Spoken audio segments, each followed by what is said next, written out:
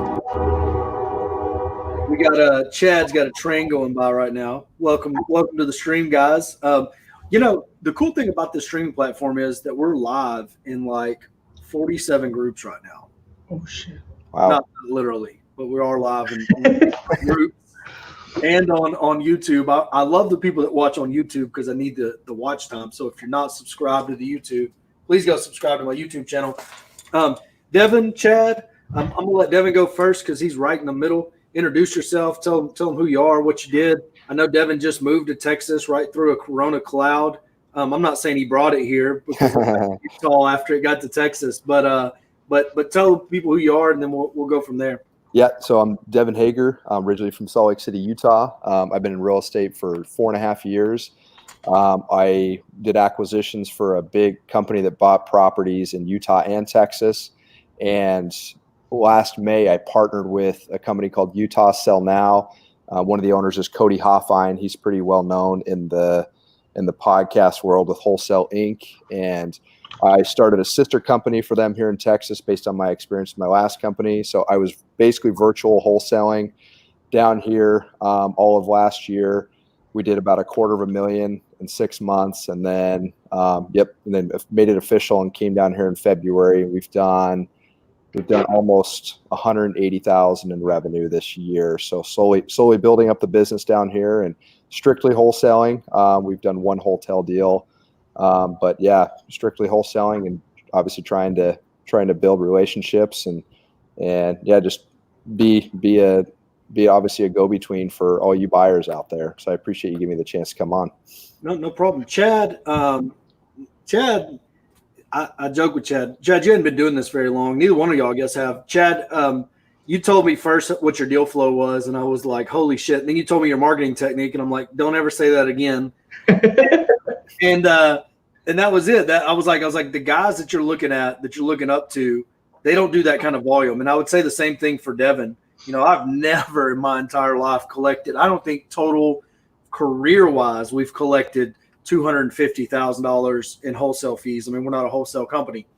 Chad, you've had similar success. I don't know what your numbers are, but I mean, 1 month I know that you had made $60,000 in a month. Yeah. Most people don't see this kind of success from Jump Street. Right now, though, we're in interesting times. Everybody 4 months ago, 3 months ago, 2 months ago was talking about scaling their business, about building out systems and processes, hiring people, building a team, all of that. I think some of those people are getting crushed right now. I think some of those people that ramped up their overhead and the timing is just wrong, that they don't have it. Their pipeline wasn't quite right. They didn't have the cash reserves to make that move at that time. They're starting to feel it, and they're probably having to contract in this. What's been y'all's experience so far? And Devin, I'll let you answer this first. What's your appointments going like? How are sellers responding to this negativity in the market? Are they apprehensive? Are they not wanting you to come on the appointments? Are they getting a little bit shaky, nervous? Are any of your buyers pulling out, trying to walk from the table when you get down to the finish line and they're like, oh no, I don't want to buy in this environment? What are you seeing from that perspective? Yeah, that's a great question. So for us, it's interesting. Our mailing goes in cycles, and it has been slow the last week for us.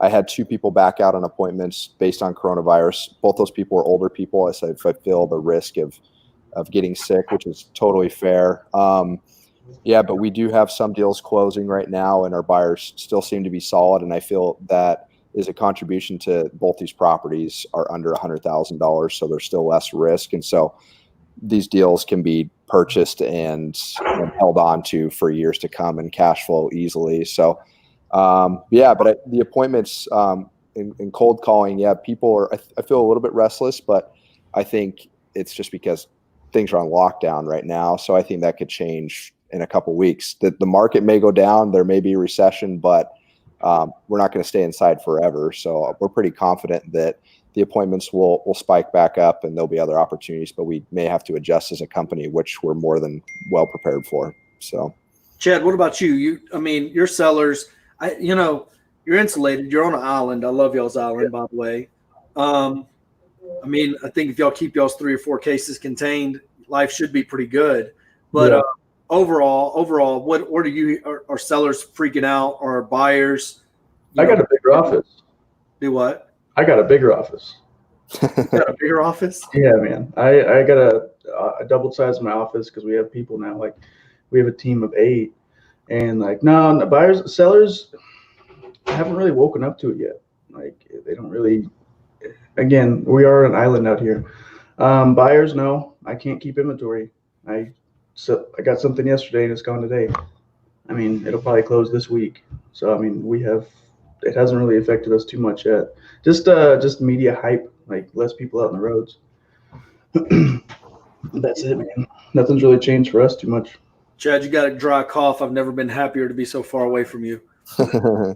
But what about your title companies? What about your lenders? Chad, are you hearing anything from title companies and lenders that would give you a cause to pause or anything else? A lot of your buyers, and I'm not trying to make light of it, but I mean they're cash buyers. I mean they're rolling with their own money. They're not having to borrow money from anybody, correct? Some of them, not all of them, but some of them. I am seeing backlash a little bit from the lenders. From the title companies, from the attorneys who are putting together the actual lending docs. That's the only people because they have to cut their manning down. So, like we've had 3 closings this week get pushed back a day or 2, just because of that. Well, we had yesterday. We were supposed to close. It's the 19th. On the 20th, we're supposed to close a $900,000 loan. I don't know if the whole 900 is going to close or if we're going to close partial, but they pushed it back to the 25th. So does that make you nervous? Yeah, it's like I don't know. I don't rightfully know if I should be nervous yet or not. Like there's always a contingency, I guess. If you need to go after new capital, you need to go after new capital. The crazy thing about it right now is, at least from our side of things, something we didn't see from our lenders is. Everybody sees the stock market as a buy, just not today, right? They feel like if they've got some powder dry, that they can throw it in the stock market a month from now and it's going to shoot back up and they're going to double their money right off of the bat. So that's actually been conversations that I've had with lenders where they're like, hey, I'm if they're private money, if they're not an institutional lender, they're doing that and saying, hey, we're really thinking about playing the stock market now. And I'm like, I never expected to hear that from y'all at this moment in time, but that's the reality of what we're up against. Devin, what are you hearing from lenders, title companies, stuff like that? So I work with a great title company that's able to do remote closings. It's able to record deeds and things because they're a law office as well. So I haven't really experienced much issues on that end. From lenders, I had a great conversation with a guy that I've done deals with over the years, and he says communication with your lenders is key. And if lenders are smart, they're going to still be diversified. So if you're talking to lenders to say, wow, we're just going to dump all of our money in the stock market, they're probably not the lenders you want to be working with because that's way off base. This one of them's a CFO of a major company, and the other one owns a bank. Believe me, it's not that they're going to take all their money. It's you like these gentlemen.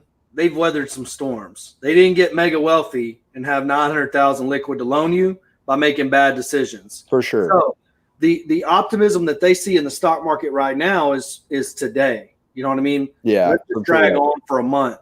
Let it really, really soak in. So I wouldn't go like I would never reach out and be like, oh bro, I know you had 900,000 go give me the other day, but you seem kind of silly because you want to dump it all in the stock market. It makes me wish I had 100,000 to follow his bet with. Like, oh, you're putting 900 in. I got 100. Let me go in too. Well, so, let me elaborate. I mean, what I mean by that is like the key thing is that you're communicating with your lenders to say, look, our deals are still rolling. Like we're still in, and like I said, it's key to be in price points that that if the market drops 10%, you're still going to be able to pay off your lenders, or you're going to be able to refinance or whatever. So. Yeah, elaboration, it's obviously diversity is key, and these people that have all this money that they're giving you are obviously there for a reason to be able to give you money. They're not stupid.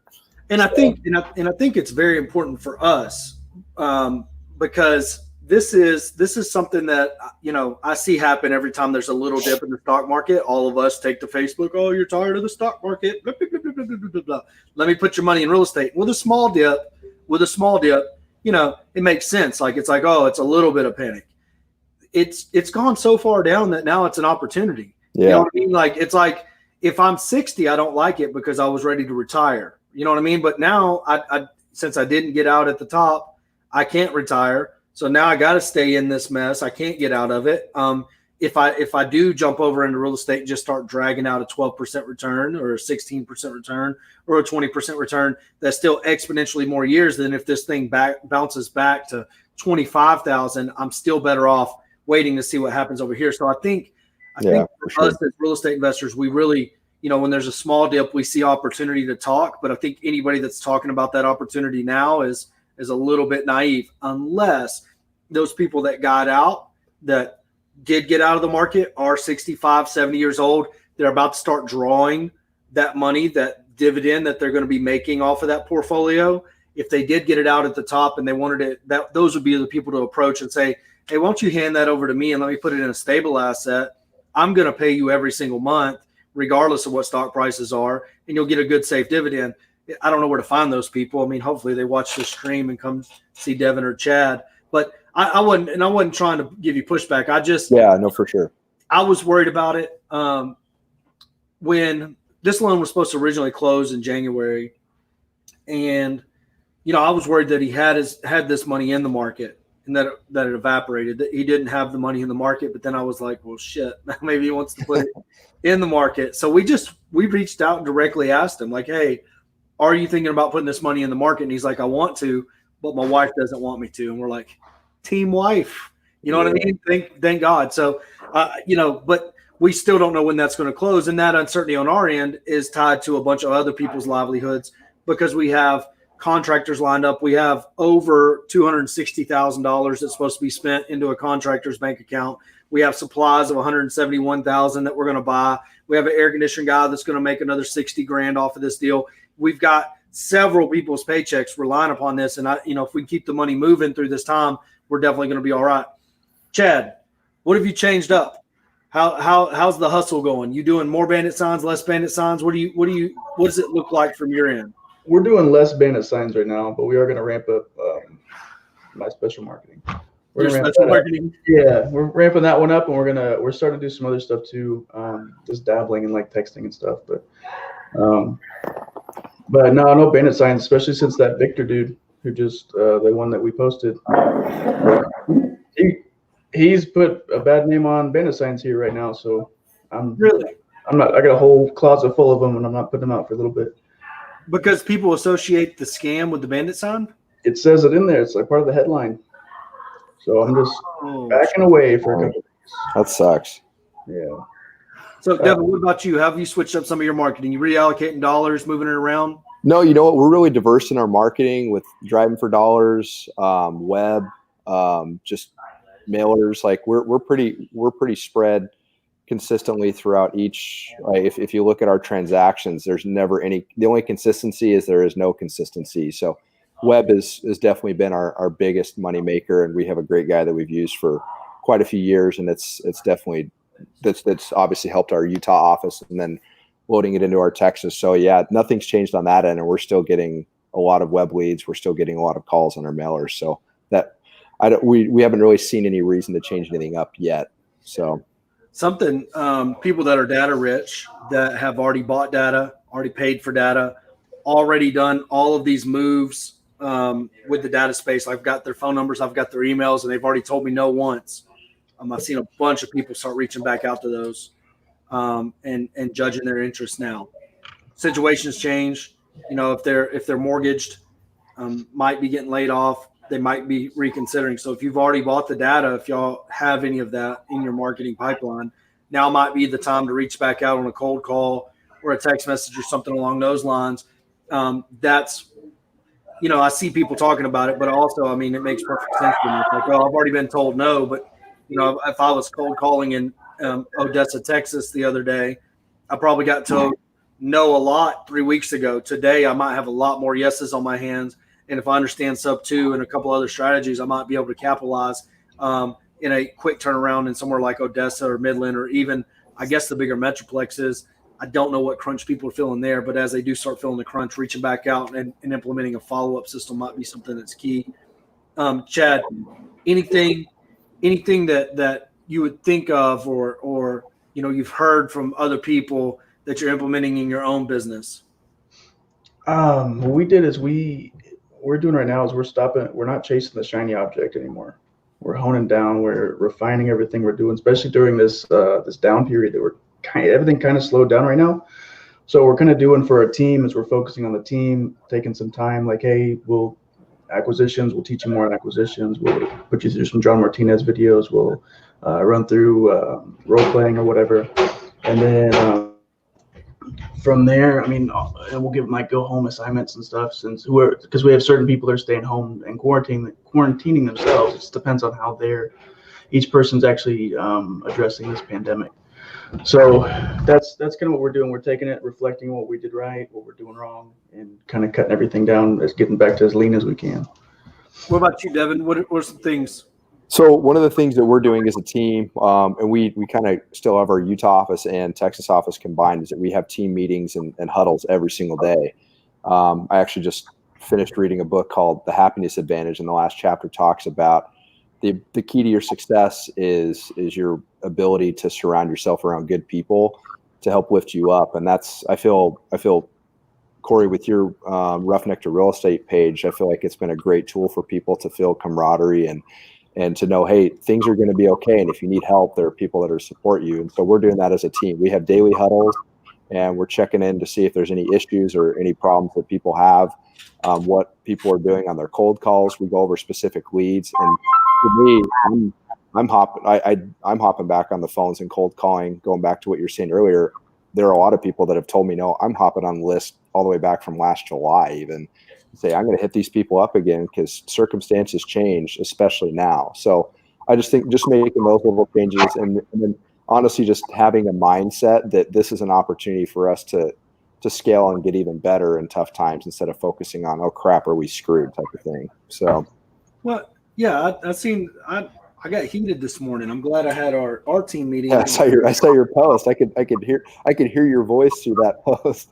I was like, this is absolute fucking bananas. I cannot believe, I'm reading this eloquent post and it's got some, there's some gold in there. And then you get down to the bottom and it's like, if now's not the time to cut your mastermind expenses. And I'm thinking to myself, depends on who's in that mastermind. You know what I mean? Like, I'm not beating on anybody that owes me any money for a mastermind right now. I'm like, hey, I'm going full-fledged into, office is empty. Normally there's people over there talking. There's too much background noise to do stuff like this. So I'm going full-fledged into the content creation, getting as much information in front of people as possible because I want people to calm the fuck down. I want people to look at it from a real-world perspective. And I think that what's missing from most people's life is they've never gone through anything like this. I'm blessed. My dad worked in the oil field his whole entire life, and our whole life was feast or famine. Our whole life was feast or famine. I don't know if real estate is as feast or famine. I think wholesaling, flipping, and stuff like that can be feast or famine, but I think real estate as a whole, on the long vision, it always comes out on top. You know what I mean? If people will just calm down for a second and realize, okay, hey, look, I added some expenses I don't need. We cut $2,000 a month out of our own expenses yesterday. You know what I mean? Would have never even looked at it when things were good. Same thing that happens in the oil field. In the oil field, there's all this fat. There's all this bloat. And whenever times get tough, what do? You trim the fat. You get rid of the bloat. So we did the same thing yesterday. We got rid of – we've been paying the HUD home store I don't know how many hundreds of dollars a month forever for whatever information that they give. I don't even know. I can't tell you the last time I looked at it. Bigger Pockets. I pay for a premium Bigger Pockets subscription. I never post on Bigger Pockets. Me too. And they fucking hate on me when I post on there. Every time I go to Bigger Pockets, I get my dick kissed in by a bunch of negative Nancy's. I come back over to my own forum to talk. So, I cut Bigger Pockets. There's all these little things that people are like, man, do I really need this, that they can cut out. I cut my internet, my truck out. It's $25 a month. I'm like, I knew my truck's in the shop in New Braunfels or New Market right now, it's quarantined because of Corona. It's been fixed for 3 weeks. I just hadn't made time to go get it. Now I'm like, well, now I'm not going to get it till after this shit's over. The last thing I need is to go down there and have a fucking service guy sneeze in my face. Now I got Corona because I want to be bushy and drive my new truck around. Now I'll just stick with my old mighty whitey out there. She gets good gas mileage anyway. It's got a little broke windshield, but she'll make it. So there's all these things that we trimmed out of our business. I think that overall, as people panic and they don't look for direction, and I seen a big guy the other day talk about selling all of his rentals right now, or selling all of his, getting really liquid is the way he worded it. And I said, why don't you put a for rent sign in the yard too? That way, you know what I mean? That way you're running 2 avenues. You're going 2 different directions. He's like, they won't make money as rentals. And I thought to myself, well, let's apply this lesson from now on. You know what I mean? Let's not flip houses that don't make sense as rentals. When you said you're buying stuff that's under $100,000, I'm like, I've been on this medicine because I could never make sense of a $300,000 house. You know what I mean? Like I couldn't make sense of it as me wanting to live there. Like I don't want to live in one. So, to me, other people don't either, but that might not be something that's it. Like, what's your average price of a house in Utah, Devin? What's the average cost in Salt Lake? It's probably 350 to 400 now. It's gone up exponentially over the past 3 years because there's so many people moving there. But no, it's people in Utah want a nice place. So it's a little bit different coming down to Texas where you have both sides of the platform. You have people that want to live in stupid expensive houses, and you want people that want to live in Wilmer for $100,000. Like it's very diverse. Yeah, El Paso. I don't want to live down there, but hey, if people do, good for them, man. I've ruined that whole that part of the Metroplex down that 45 corridor. Wilmer, Hutchins, Corsicana, Ennis, all those areas. Ferris. I made money in every one of those towns at some point in my real estate career. You look at what happens up 75 going up towards Oklahoma, it's grown. I mean, McKinney, all that's just blowing up. But you go to Wilmer and there's still nothing. It's like it's 20 minutes from downtown too. It's amazing. Downtown Dallas. You want to know why though? Do you really want to know why? Let's hear it. It's got all that industrial look right on the interstate, right? So you see all those warehouses and all that shit. People are just like, oh, it's gross. I don't want to live there. And then you get to Ferris and they've got the dump. And I mean, the dump sucks. Don't get me wrong. Nobody wants to live next to a dump. But that really is, it's a perception thing where this is industrial warehouse, blue collar people. Where do I want to invest? You know what I mean? Invest next to industrious blue collar people. Like I would rather own a rental portfolio in Wilmer's or Hutchins right now than I had one in McKinney, Texas, tenfold. Not shitting on the people in McKinney, Texas. I hope they make it, and I think they will. I'm just saying that this $100,000 investment strategy is key. Chad has, I mean, I don't even want to talk about where he's at. I don't even tip my hand to where he's at. Like I don't want my man getting bombarded by people. But I love the opportunities I see when I'm out there because it's so dynamic. It's such a huge place. The perception is it's small, but it's so big. And there's just a ton of opportunity there. Talk a little bit about it, Chad. Talk a little bit about what you see there and like which properties do you move the easiest? Which ones are you shying away from now? Kind of talk about how that strategy's changed. So we're shying away from anything above like 150. Because out here, I just did a full remodel on over like a 2,100 square foot house in the newest, in the hottest area of town. I'm selling it for less than $250,000. Like in Austin, that shit would go for $500,000. Easy. But here, I don't know, the stuff under $100,000 moves immediately.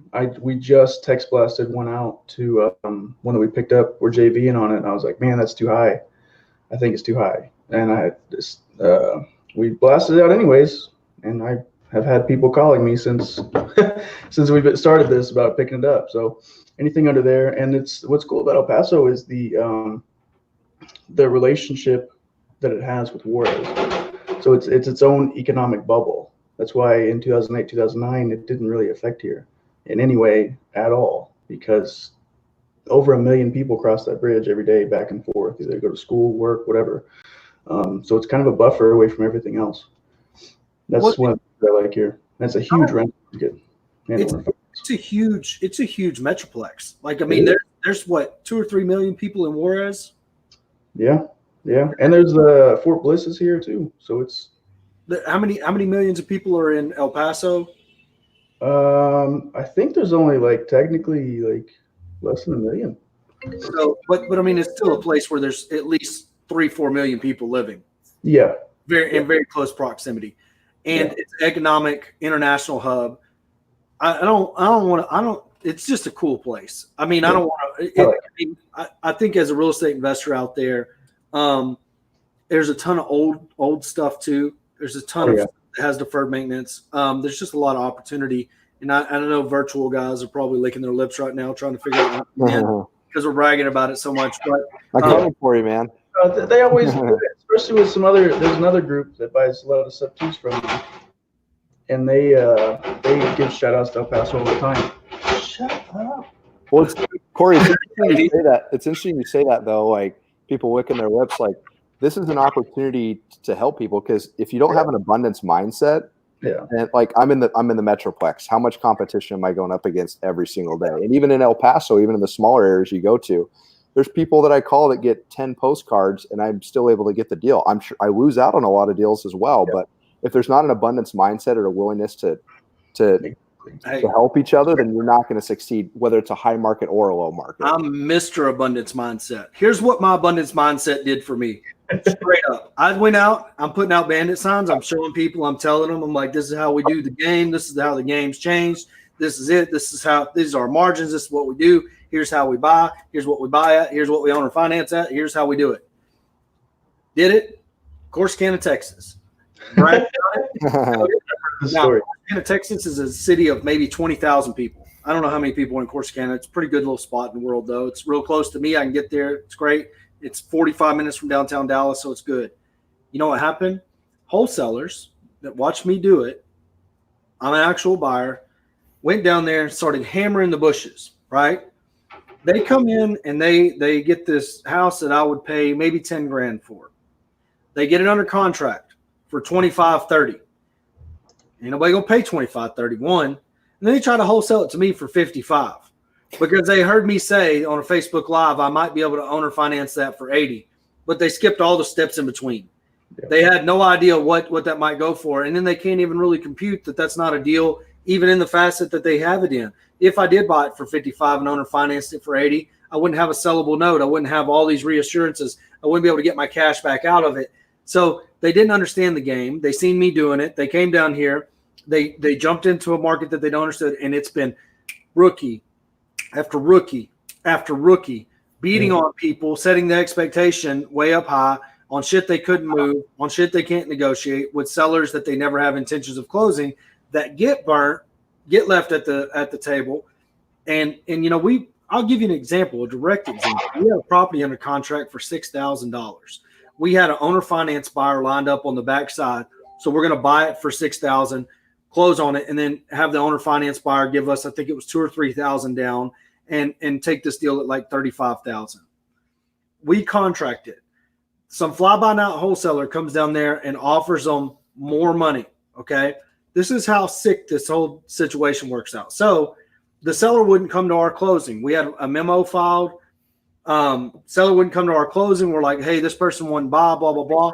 The person that bought that house from the seller went to our buyer, our owner finance buyer, found our owner finance buyer, okay, jumped in the middle of our own deal. Now, we ended up releasing our memo for $1,500, and we never went back to see who this human was, which I need to get that. I'm going to put that on my list. But somebody literally jumped in the middle of our deal, offering the seller marginally more money, like maybe $10,000 or whatever. And then went after our owner finance buyer as well to give it to them for more money. The only reason we figured it out was our owner finance buyer called us and said, hey, these new people are telling me that they're the person that we need to talk to, not y'all. Huh. So this stuff from my end of the business, that kind of stuff should never happen. So abundance mindset, 110%, but you don't know the leeches and, the people that will come in and just totally ruin something for you. Andrew's joined in. Andrew. Morning, guys. Andrew's a banker, not a guru. Yeah. I figured I'd jump in case you guys have any industry-wide questions. I'll leave all the heavy production and volume to you guys. That's what you got.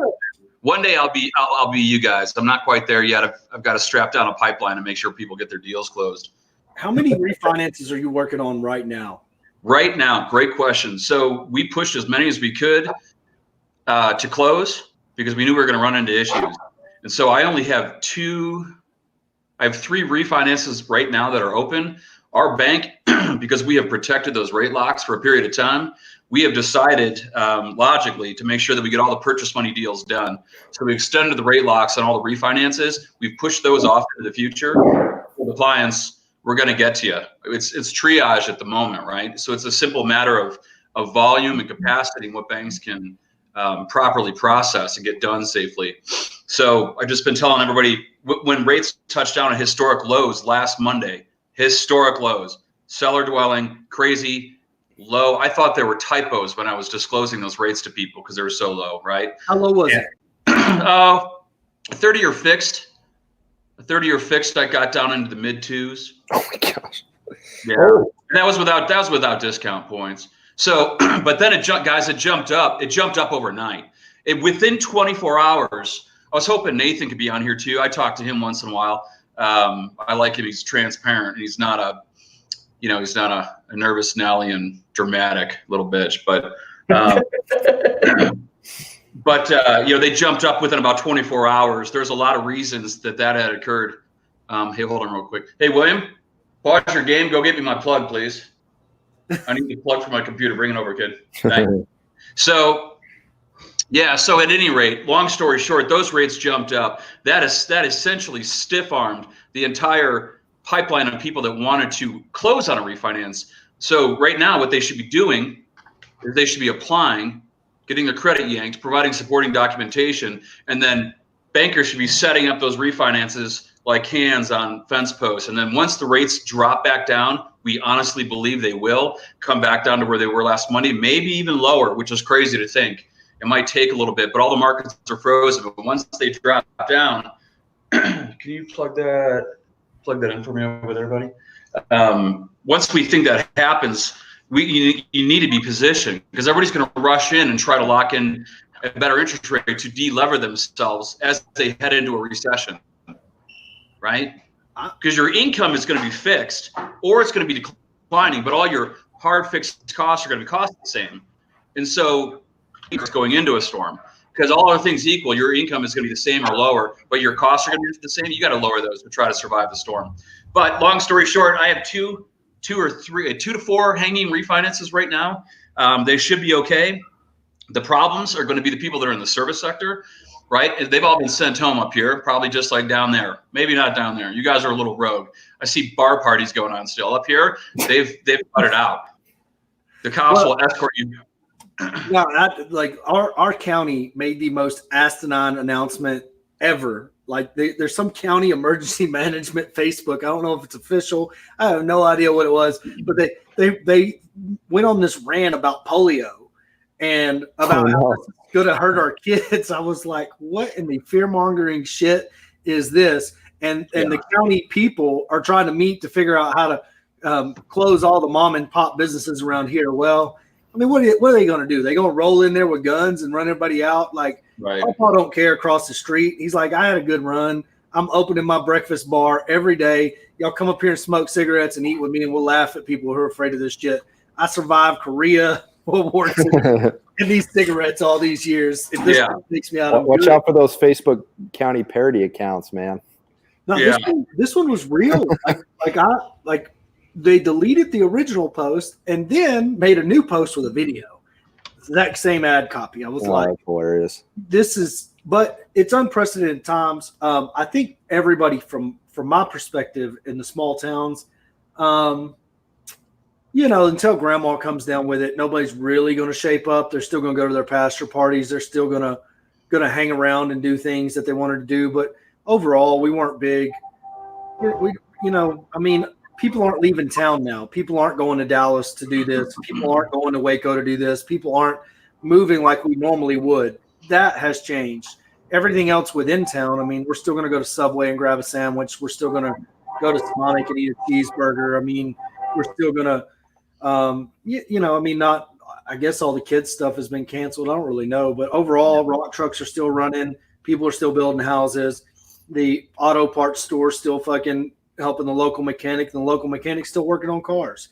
Life goes on. So, Yeah.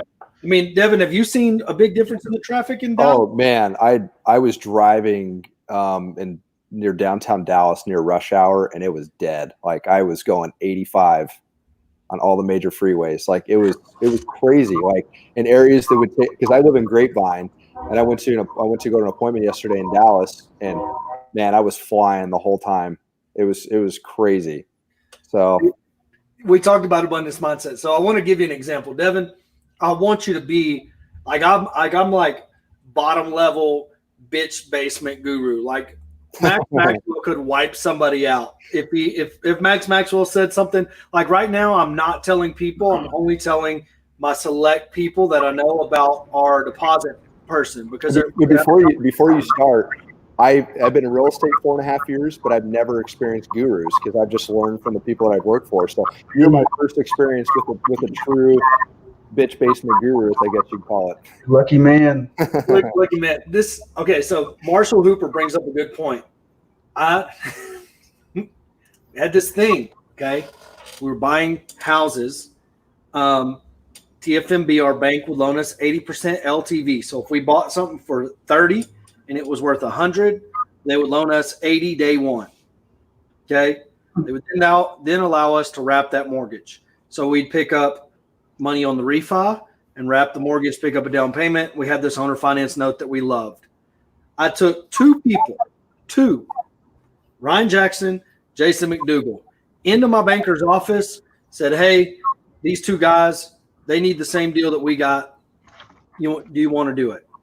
That grew into everybody in Dallas, Fort Worth using our bank out of Waco to do everything.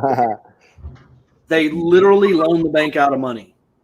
Our little $300 million bank was loaned out now and can no longer loan us money to do the deals that we like to do because I took two people into a banker's office and everybody had abundance mindset. Not knocking it, not bitching, not complaining. But Marshall knows best because we took this really good thing that we had and we ruined it with the abundance mindset because the bank, I didn't think, who thinks a bank's going to run out of money? And it's not that they ran out of money. It's that they lost their appetite for that one particular loan. Once they had enough of that paper on the books, they didn't want no more of it. You know what I mean? Yep. So now they have to do their thing on the banking side of things. So Chad, you just went and fixed your window. Okay. Yeah. Are you going to call Andrew up for a 2.5% interest loan now on your house? I was actually about to text him right now. I was going to text my lender. Yeah. So guys, if there's anybody out there advertising rates that are, in the 2s and 3s, it's not going to come without a heavy discount, discount costs out of pocket to buy that rate down, period. They have arrested that whole refinance movement temporarily because all the markets are dislocated. There's no forward guidance. Nobody knows what's going on. And so, you can call 100 lenders and some of them might put out a teaser on bankrate.com because they're cunts and they're going to try to get the phone to ring. But that's it. It's just a loss leader. It's just to get the phone to ring. It's a gimmick. You just got to trust your lenders that you guys trust, that you get into a foxhole with. They're not going to bullshit you. They're going to tell you what today's rates are. They are not magically 3/4 or a whole point away from the rest of the competition. There's pretty much parity around the industry, right? There has to be. Just like title fee costs, they're all regulated. We're not regulated to charge certain interest rates. Guys, it's kind of a herd mentality. I'm probably one of the best day in, day out when it comes to rates, but I'm sure there's some local bank or credit union that could beat me maybe by an eighth and on $500 in fees, but it's going to take them 90 days to close a deal, and you got them in banker's hours. You can't reach them over the weekends, so go chase that buck if you want. Well, I'm sitting here wondering, like, hey, we've got a mobile home on 22 acres of land, foundation. It's on the old mobile home loan, but it's FHA qualified. I wonder if we can get that baby locked in at some of this 2.5% interest loan, because that mobile home, that personal property loan on the mobile home itself is, it's like 6%, 6.5%, maybe 7%, for just a mobile home. So we could take out the land and the mobile home on a good conventional loan probably, and lower that payment down dramatically. Probably good. Look at while we all still got money that we can show we made last year. Yeah. What's the requirement? What we got to do? Show cash in the bank? What? Well, I'm a strict guy off of Fannie, Freddie, FHA, VA, USDA. Those are guidelines. Those are like laws. I mean, you don't have to adhere to them 100%, but if you're going to try to sell your loan off to secondary mortgage banks, your loan files have to adhere to those. So on properties, residential properties, if you're going to be using one of those 4 platforms I just talked about, you need to adhere to the income and the credit profile guidelines and all that. Consider like a bullseye, like you're playing darts at the bar. The cheapest rates are inside of that bullseye of FHA, VA, USDA, and conventional. When you deviate from that first circle and you go out to the next concentric circle, you're writing a loan that appears like the normal guidelines, but you deviate. Some kind of hair sticks out of the box, and it throws you into that next ring. So they might allow you to get by with that guideline violation, but they're going to charge you a small premium for it. And so as you expand into outer concentric circles in the mortgage world, you're just going to pay more money. Community banks, portfolio deals, really niche broker stuff, private money, hard money. So the rates and guidelines will loosen up, but the cost of doing business is going to expand as those guidelines get looser. So, but my world's very black and white. It's very predictable. If I don't know something, guys, I just go to the guidelines. Like I'm an attorney going, Portia, and hunting dog back there. She's crying. William, can you let her out? But yeah, so it's the same thing, man, for qualification. Devin, have you considered this? Because he just made me think about this.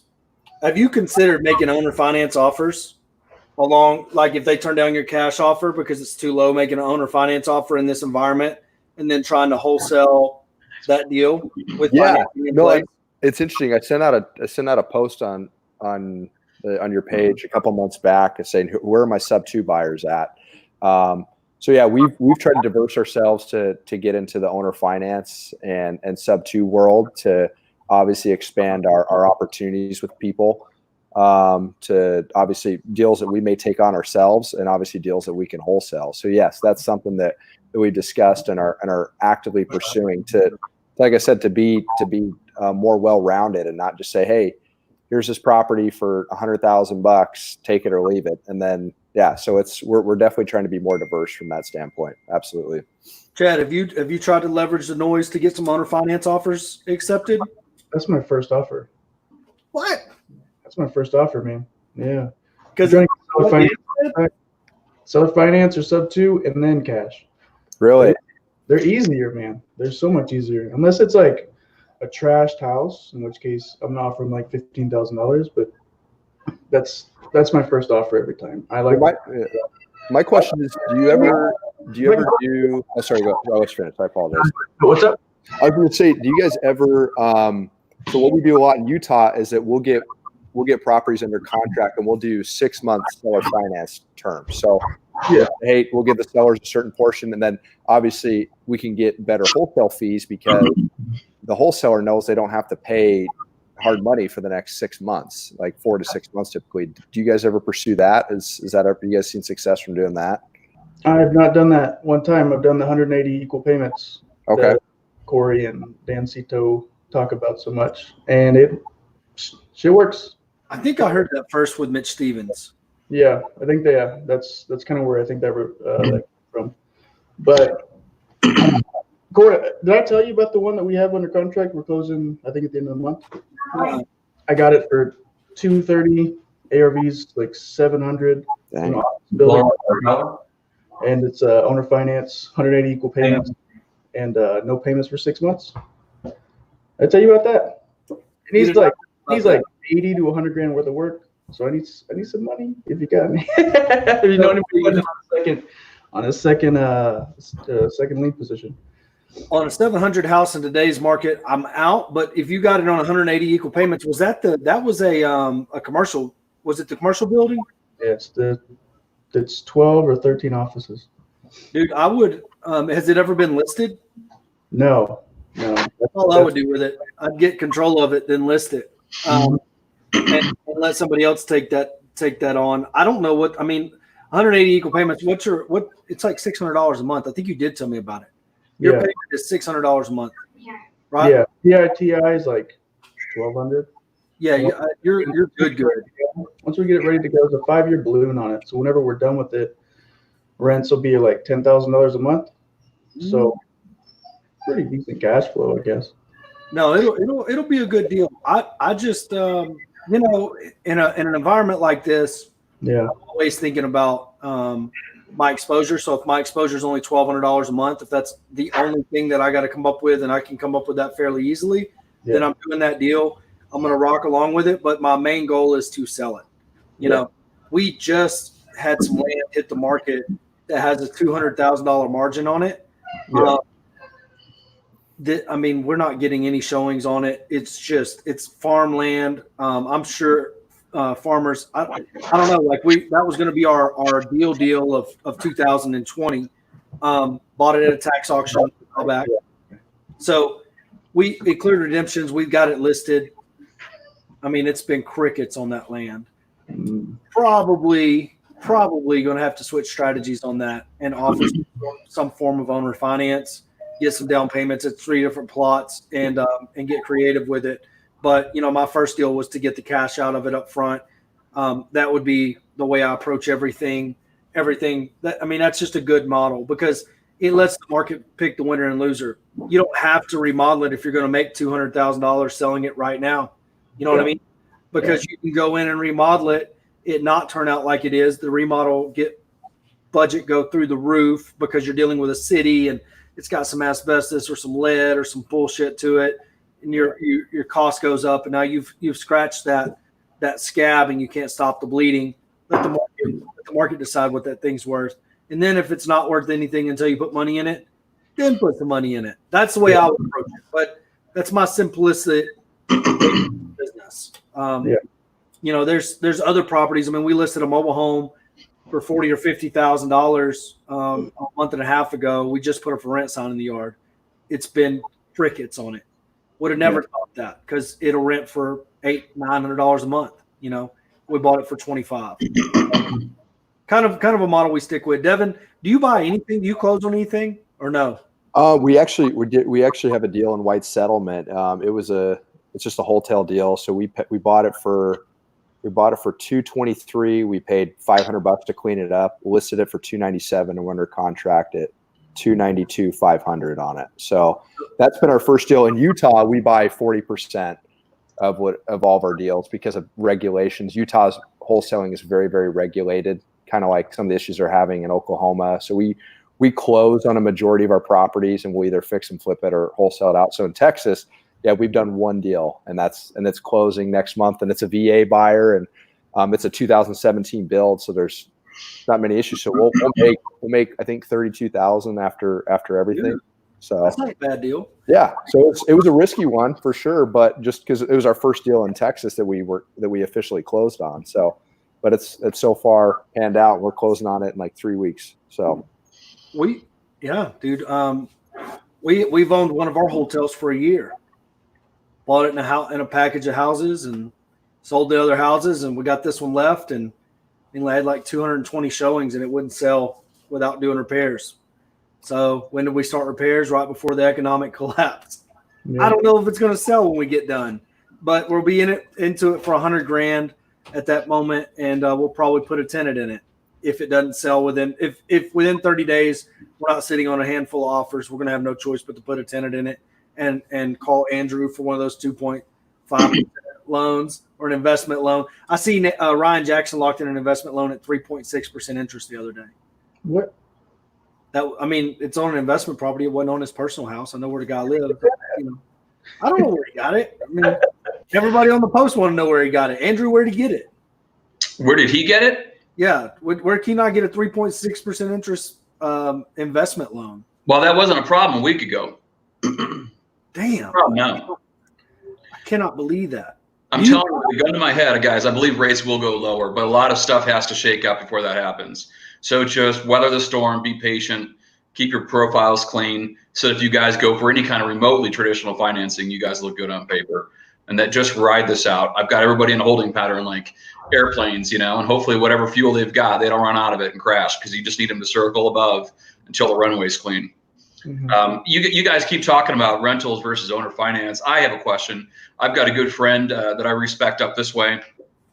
He had taken a lot of properties over sub 2, and unlike me, because I'm scarred from the past collapse that I went through, he has a different risk appetite. So he was taking over highly leveraged properties, right? Loan balances were snugged up against market values or close to it. So he was taking those over, and he made them rentals. After he took them down sub 2, he rented them instead of owner financing them. He's going to dump all of those. Every single one of them is on the market today, because here the underlying math is a little different. Our prices went through this meteoric appreciation, double digit for like the last 5-6 years. Y'all legalize weed. What's that? Y'all legalize weed. They did it first. Yeah, it's one of the factors for sure. Yeah, for sure. Everybody likes their dope here, but they do here in Texas too. They just can't tell you. Yeah. Oh man. But I'm just curious. I remember picked up one of Mitch Stevens' books, and he said that he was struggling under the weight of all of his rentals back in the day.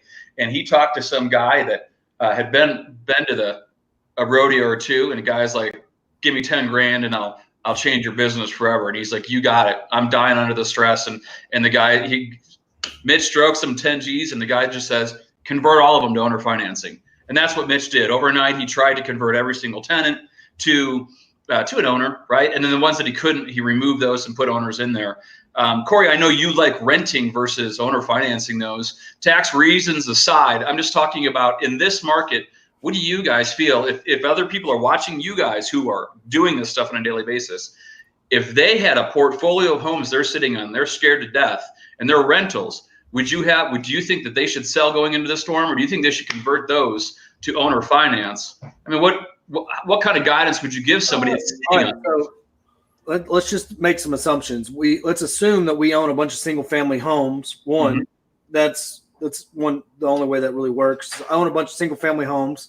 I've owned them for more than a year, and I'm currently renting them out. And for whatever reason, whenever I took them over, I didn't get any deferred maintenance out of the way. So, I'm getting beat on for roofs. I'm getting beat on for ACs. I'm getting beat on for hot water heaters, right? And my tenant base, for whatever reason, every tenant I put in only stays in for 6 or 7 months. I have no tenant retention. So I've got a ton of vacancies and a ton of make-readies that are beating me up. Those are the things that beat you up in a rental portfolio. Vacancies being number one, deferred maintenance comes into play. All of this is definitely a factor. We look at it every day. We look at it every single day. But in our owner finance portfolio, what do I not have control over? Deferred maintenance. I don't have any control over deferred maintenance. I don't have any control over, if they pay or don't pay. And federal guidelines provide that they can be up to 120 days late before I can start foreclosure. If I am cash and I own all of that free and clear, my decision is going to be way different. Okay. So I own a rental portfolio free and clear, and I'm getting beat on for deferred maintenance and all these things. Yeah, I would unload those owner finance in a heartbeat. I would get away from that roof, that air conditioner, all of that stuff, get some upfront capital and let it roll, because I don't care how long it takes me to get that property back, because I don't have any underlying cost during that time other than having to catch the taxes up and maybe put an insurance policy on it in case lightning strikes it or something. Okay. If I'm using leverage, okay, can I afford essentially what is going to be a 4 to 6 month vacancy period on top of when I get it back? Do I have to get all that deferred maintenance out of the way before I can sell it? Sometimes I don't. Sometimes I can find a buyer that will come in and say, "Oh no, I'll fix the air conditioner roof myself." It's not a one and is like the other. I owner finance stuff based on my capital position at the moment in time I buy it. If I don't have the capital to make it rent ready or don't want to make it rent ready, I test the wholesale market first and offer owner financing at the same time. If a owner finance buyer steps up with a good down payment, I can sell that note and make money. I'm owner financing that all day long, 10 out of 10, because I don't want to do a make ready and I don't want to have to put that extra capital in. But I'm disposing of that note. I'm not looking at it as passive income. I'm not hanging on to that for passive income. I'm disposing of that note for capital. Okay, that's my strategy. If I do want passive income, I'm going to go the rental market, because passive is a loose word. We've built these systems to handle rentals. It's way different when you have systems and employees to handle it. We have a girl building out many chat bots right now through the roof that's just walking people all the way to the front door. They're showing themselves a property, then filling out an application. You get what I'm saying? Mm-hmm. It's so systemized. It's so easy to find a tenant in any economy. Start underwriting a buyer right now in this economy. They just lost their job. You going to loan that person money? Probably not. Probably not. I got 10,000 down. My uncle is going to hire me to put bulkheads in. That's cool, bro. Where's it at? Show me the money. You only got 10,000. You going to steal that person's 10,000? Then they don't pay month one. Now you're in Dodd-Frank fucking nightmare. No, fuck that. Will I put him in as a tenant? Yeah, bro. Why don't you just pay me that 10 grand up front, and then you ain't got to worry about rent for the rest of the year. I hear you. I mean, there's 80 different ways to skin a cat, but I don't. There's no one way or right or wrong. If this guy can owner finance those or liquidate them or whatever he's doing, it's got to be based on his needs. For me, I love owner finance. It's the backbone of our business. I'll say it over and over and over again. But to sit here and preach at you and say you can go get 150 owner finance notes and never have to worry about it again is very fucking naive. Yeah. I mean, the first time you hire a bankruptcy attorney, you'll figure out. We had somebody that owner finance property for us, filed a $50 bankruptcy with whatever fly-by-night lawyer they could get. Cost us $6,000 in attorney fees to go fight that yahoo. You know what I mean? Got it back. What did we do? Put a for rent sign in the yard. It's been cash flowing ever since. Yeah. Tenant never misses a payment, never submits a work order. One thing that you have talked about, I picked up. I think I told you. So, I picked up on some of your, maybe a year or two ago, the way you probably on one of those boards behind you, you stress test all your deals and you make sure that you know your exit lanes are. So if you're not going to wholesale it, right? If you're going to take that deal down and now you own it, I really appreciate the fact that you're looking at all those exit lanes. That is so smart. I don't think people do that on every single property. I'm doing that on a property right now that people would clamor over, but in this environment, I'm like a deer, stuck in a corner looking to make sure that I know how I can get out of this if I have to. I have to do that on my home loans, right? If all of a sudden you need more money, is there a family tree? Is there a gift? I'm always thinking about something could break down on my client's home loan. Have I thought 10 ways to Tuesday how to get out of that problem? I overthink it on every deal, but it's always that one deal where you don't and it gets you. Hey, but that's so smart that you do that. You need to speak about that more often and give people more examples, because if everybody did that, they wouldn't be caught flat-footed, and it would also change the way they buy properties. If they realize they've got one stroke on that deal instead of 3 or 4, maybe they wouldn't take that deal down because they can't weather that storm like you can.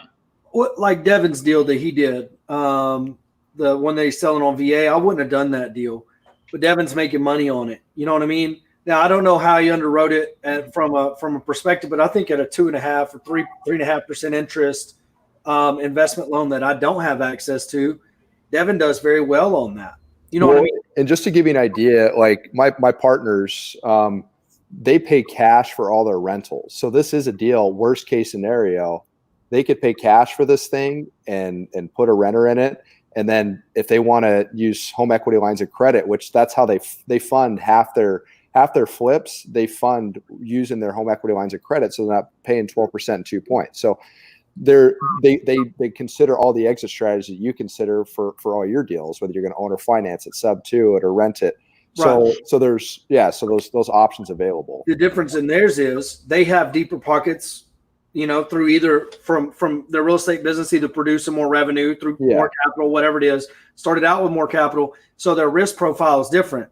The length of time they look at being in that deal is a lot longer. So for instance, let me break it down.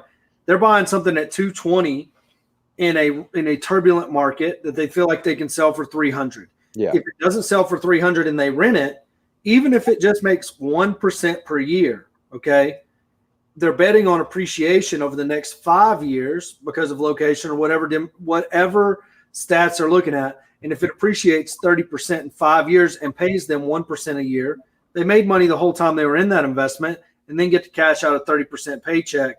Where if they put that cash into any other money market or anything like that, it's at a way higher risk they would feel, right? Absolutely. And it's a longer vision with deeper pockets. That's the only real difference in anybody's investment strategy is how far down the road they're looking and how deep their pockets are. Well, it's interesting. It's interesting too. You talk about all the gurus that are still trying to go after people's money in turbulent times. There's a similar landscape in real estate where people say I have 20 rentals, but they're leveraged to the hilt and they don't have the cash when crap hits the fan. Basically, like they're not ready to go months without getting their rents. They're not ready for deferred maintenance and all those things. There should never be an economic force that puts 20 houses dick in the dirt. You should underwrite that deal down to 70% occupied, but you should never underwrite it to 0% occupied. Because if you underwrite it to 0% occupied, let's just look at what 0% occupied means. It means the world is over. Yeah, exactly. Okay. I have 20 properties and nobody's going to pay rent next month. Fuck it. What the fuck does the rest of it matter? You know what I mean? I need ammunition. I need somebody to rob, or I need something else. You know what I mean? Like I've got way bigger problems. You need all that toilet paper. Yeah, I've got way bigger problems than the 20 tenants that didn't pay rent. You know what I mean? I'm looking at the noise in the space right now. I'm looking at the noise in the space where Trump comes out and says, HUD tenants don't have to pay rent, essentially is what he said. That's what he said. What people heard was, I don't have to pay rent. No, you got to pay rent. I got to communicate that to my tenants, right? So we have a company that will pay deposits for tenants. They have to pay more per month for rent. So if we have a tenant that doesn't want to put down a deposit, let's say our deposit's $700, the rent is $700. The tenant's like, I don't want to put down a deposit. Well, you can pay $20 a month more per rent, and this company over here will insure your deposit, which means if you default, they pay us. Okay. The tenant takes that bite off that apple. All right. We now have an insurance policy instead of a deposit. If they default, we get the deposit paid. What else did this company say to us? This is what they told us. They said, all the deposits you've collected right now that you have, and we have to keep them in a separate bank account. Okay. So all of those deposits that we have right now, this company will write us a check for those deposits. Okay. If we present it to the tenants and say, hey, will you renew a lease? And if you'll renew a lease, we will give you your next month. Let's say they put down a $400 deposit and their rent $600. We'll give you $400 off your next month's rent. We will give your deposit off of next month's rent if you re-sign a lease right now and you take advantage of this company that's going to charge you an extra $10 a month for rent. If you'll do that right now today, you'll get your deposit off your next month's rent. Well, when would be the time to roll something like that out? Now. Right now, today. Like we just got enrolled in their system. We're putting the email together to go out. Why? Because there's all this noise that they don't have to pay rent. So we're putting that email together to let them know you do still have to pay rent unless you're subsidized by the government. Okay. We cannot evict you if you're subsidized by the government. We will be able to evict you in due time. It will not go away. This will just accrue. It will turn into a judgment for you. Or you can get this much off your next month's rent for signing up into this program. Bang, bang. Now, if this only lasts however many days it lasts, I don't know how long it's going to last. I don't know how many months it's going to last. I don't know, whatever. But if we collect all of next month's rent, right, then I don't think there's ever another month down the road where people are going to be so shell-shocked that they can't do this. I don't think it gets worse for us. I think right now the noise is what's bad for us. The fact that people think they don't have to pay rent and all that kind of stuff, right? I think the noise is the only bad part about it. I think economically and fundamentally, the bottom rent bracket is safe. Not to say that guy shouldn't have cash reserves, but I was talking with Chris Rude yesterday. He runs with credit lines. A lot of people I know runs with credit lines. A lot of people use credit lines every day in their business. Your company included. Y'all have HELOCs that y'all pull credit lines on. Being reliant upon those seems like a risk. We're at risk right now, I feel like, because what could the bank do tomorrow? Say, hey, you don't have a credit line anymore. Now y'all's cash is deployed. You know what I mean?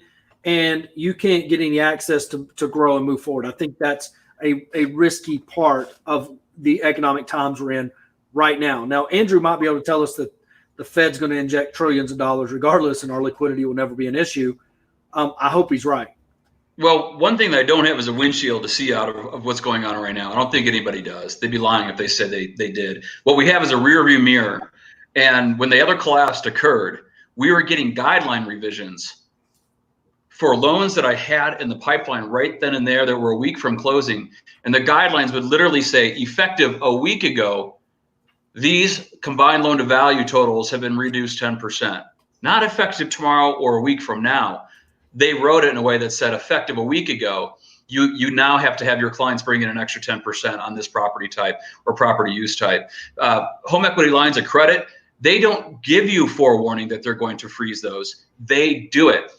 They will announce it, and they're going to tell you in a letter that those things have been frozen. You are now on a payback term. And so whatever you have drawn down, it becomes pay this back as soon as you can. We had one of those.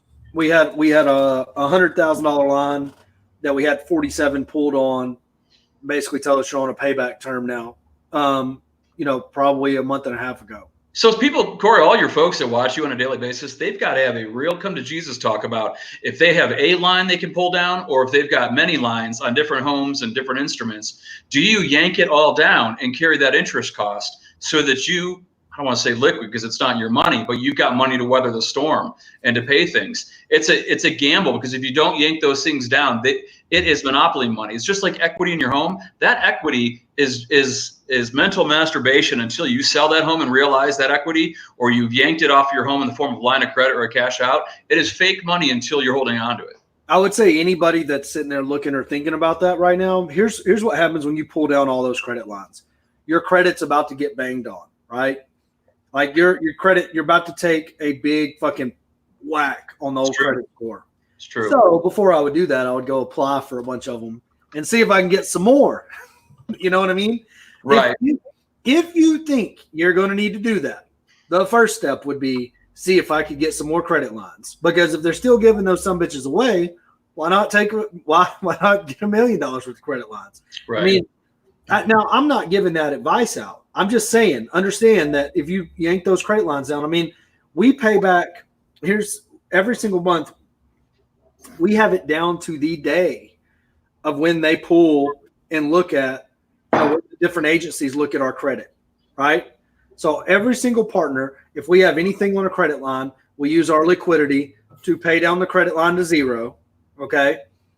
Credit gets pulled. The next day, we put it back on the credit line. Get what I'm saying? Pay off the credit line and do it. Now, I don't know if we're doing that anymore right now, but that's to keep the credit score up. So whenever you do go in front of a bank or a big Freddie or Fannie lender, your credit score is always 820, 830, whatever it is. You don't have all these credit lines weighing you down. But if you do believe that you need that liquidity and you need to draw on it, you need to draw on it. Just understand your credit score is about to get beat up and beat down. And that's going to be the reality of, that until you get them paid off. What some people might not understand is that part of your credit score, a heavy, huge piece of it's weighted toward credit utilization percentages and ratios. So what Corey's talking about is if you have $100,000 line of credit and you have 3,000 drawn on it right now, you have a 3% utilization rate. That's not on the bureau's level. They don't care. What they like to see is an 8 to 10% balance or a ratio utilization. The minute you get over 30, scores start to come down. You approach half utilization, 50 grand in this case. Now you're firmly on their radar and they're going to take points off. The closer you get out to maxing that line, they will, with just a front loader, scrape points off your credit scores over time, like he's saying. So yeah, you're going to have to give it some thought, but it's one of those, I just hope people don't have to, work on that arithmetic. Hopefully we don't have to get there. Well, my question, oh, sorry, good. I'll tell you something that happened that you ever get one of those like, hey, you now have this thing. PayPal sent us something last however long it was, like, hey, you got $100,000 line of credit now. probably a month ago. Just, by the way, Mr. So-and-so, you got we thought it was a scam, but we drew 20,000 on it. And, you know, it's those things. I don't want to tell people what to do with their credit line because I don't know what all their situation is. But if you don't think it's going to be there tomorrow, you might need to take advantage of it now. Just understand that there are some repercussions. It's not just draw this thing down. Now, Boeing drew down a $13.8 billion credit line. So they, you know, they probably drew it down and bought their stock, them assholes. And their credit rating's dog shit now, to your point. Well, there you go. And so NBA is trying to do the same thing. Do what? The NBA is trying to do the same thing from what I watched the other day, pulling massive gobs of money from a credit line as well. The NBA as a whole? Yeah, that's what I thought. That's what I thought I read. So, wow. Because most of these big businesses like Boeing, for example, are so leveraged to the hilt that they do exactly what you just said. They'll buy down a $13.5 billion credit line, buy into their stock, and it's like, oh, our company now is worth $50 billion or whatever. Like it's and I wonder if big companies are doing that now because they're hemorrhaging money right now. So they damn sure should. We'll talk about. I don't know. I don't want to get in. I don't have to get in that rabbit hole. But I will say this: if the NBA is thinking about drawing on a credit line, that's an amazing way that money flows because you got to think ESPN. You know everybody paid for those contracts. Everybody. You know, I don't know how that money changes hands, but hey, we signed into a TV deal. We delivered our money. We're not getting to put our product out, so maybe you got to give me some money back, or maybe they haven't paid yet. Players, I know this from watching a 30 for 30 on ESPN. Players only get paid when they play. You know what I mean? They get their guaranteed money, but after that, they only get paid when they play. So, I mean, what overhead could the NBA? I mean, other than mortgages and stuff like that. I mean. I wouldn't think they would be that razor thin. I just wouldn't think if they weren't having to pay their biggest overhead, what I feel like would be their players and coaches, that they would, you know, need to draw down that credit line. Chad, you look like you were about to say something. Nope. Chad's just enjoying. And he's looking for the right now. Why are you in a leather jacket right now? Why are you in a Michael Jackson jacket? Remember my box window? It's cold in here. Yeah. I grabbed the wrong jacket. I grabbed the wrong one this morning. I thought I had my nice one. Is it snowing? Yeah, it's snowing. We had thunderstorms, rain, and hail last night. Then finally this morning it converted to snow. So it's a mess. What state are you coming from, Andrew? I'm in Colorado. I'm an hour north of Denver and Fort Collins on the I-5 up by the Wyoming border. I got family in Brighton, so not too far. Oh, sure. So yeah, they're neighbors, man. Yep. How much Corona you got there? Well, here, if you drink a Corona, the PC crowd will drag you up by your ear because you're supposed to drink all the local product. Oh. But I enjoy that stuff, but I don't mind rafting down the Arkansas River and sinking some 3.2 Coors Light or something in there and drag it along like a trolling hook, and then just pull it out. So I'll drink the bad stuff too. He's got a little Corona up there that he doesn't even know. What's that? Like 500 plus cases or something like that. That's what I saw. Wow. Nah. I mean, look, I don't know what my Corona strategy is. I just feel like I know I'm going to get it. We just got out of our team meeting, and I was like, I'll drive to Pecos and put those lock boxes out. And they're like, you don't have anybody you could call? And I'm like, that's probably more efficient. But I just want to drive to Pecos. Like if I get to Pecos somewhere in between here and there, and then they nationally quarantine us, and I got to run out into the like desert woods and live like a caveman, be me in a phone charger, just out there Facebook living. I'm out in the wilderness running from the Gestapos. They're never going to find me. Like that would be the best case scenario. I come back all skinny and you know what I mean? Eating bark and shit. So pine cones and cactus. Like Andrew said, it's like if it gets bad, I mean, I was looking at a riverboat yesterday. I was like, man, I'd still think $1,500 is a deal whenever the grocery store might be closed here pretty soon. I shut all my neighbors. They all live around me. They've all got – I'd sit on an acre, but there's a lot of hobby farms around me. So I sent them all a text asking, number one, hey, down, if they need help. And then number two, if they see me belly crawling through their properties, you know, sniping deer and turkey, don't get alarmed. It's just me. And they say, all right, just share the meat. Yeah, So everybody, it ain't that bad yet. They haven't said. I'm eating more oranges than Corey eats butt. You're doing what? I said I'm eating more oranges than Corey eats butt. Oh yeah. That's a lot of oranges. I gave up ass for coronavirus. I was like, I'm no longer eating ass. That's unsanitary. Equal That's life, what off the plate. Oh, now it's unsanitary. That's Oh. it. Like now in today's environment, a tongue in the butt is no longer allowed. You can't go in there. It's like why was it allowed to begin with? Because of the internet. That's why. That's what made that mainstream. It's like, so guys, where can people find you? Devin, anybody that wants to look into you, where can they go to find you? I'm all over Facebook. That's pretty much my main source of contact, Devin Hager. And yeah, my email's dev, texashomes@gmail.com. So that's pretty much the only plugs I have. So, That's good.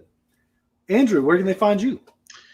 Well, on Facebook, I'm all over the place, but I guess my mortgage banking email is going to be AHOELZEL@allwestern.com. Company I have up here, just like all you guys, got a website, ColoradoCashForKeys.com. And so just simple stuff. That's Chad, good. what about you? On Instagram, I'm at Weddle Buys Houses. Güero, nice. Spell that. And then I'm all over Doesn't have Facebook. a W in it, does it? No, it's GUERO. And it's all one word. Weddle Buys Houses. I'm in El Paso, dude. You got to capitalize on what I got. I know, but everybody else thinks Wedos has a W in it. And I was like, I've been reading your Instagram name as Guerrero, thinking, Close enough. what does that mean? Bro. Just dude, I somewhere- honestly thought I heard Weddle, like Eric Weddle, the football player. So I would have never found you. Well, I'll type it somewhere. But guys, I appreciate y'all coming on. We're going to try to do more of these. Thank you for being active in the group. Thank you for being a part of this. And if we can help you in any way, reach out. I think it's going to be all right. But until I got Corona and I'm Facebook living from the desert, I'll never know. I'll never know. So thank y'all. Appreciate your time. Yes, sir. I'm going to text you in a minute, Corey. Bye.